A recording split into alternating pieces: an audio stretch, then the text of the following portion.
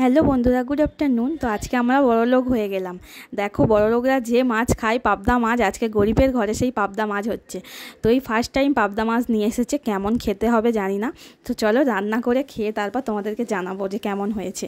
আর নিয়ে এসেছে অল্প একটু চিংড়ি মেয়ের জন্য, কেন পাবদা মাছ খাবে কিনা ঠিক নেই, তো ওর জন্য চিংড়ি নিয়ে এসেছে। তো চলো রান্না বান্না কমপ্লিট করে আবার আসছি তোমাদের সাথে কথা বলতে। তো আজকে রান্না করলাম পাবদা মাছ, সর্ষে দিয়ে পাবদা, আর চিচিঙে ভাজা আমার খুব ফেভারেট, আর গরম ধোঁয়া ওটা একদম ভাত, আর চিংড়ির ঝাল। তো সত্যিই আমি গরিব। কেন বললাম এই কথাটা, সত্যি পাবদা মাছটা এত সুন্দর হয়েছে, তোমার দাদাভাই খেয়ে বললো খুব সুন্দর হয়েছে, কিন্তু আমার ভালো লাগলো না। কেন জানি না, কেন আমি এর আগে তোমাদের বলেছিলাম আমি মাছ খেতে অতটাও পছন্দ করি না, তো এই কারণে আমার অতটাও ভালো লাগলো না। ওই জন্য আমি বললাম যে আমি গরিব।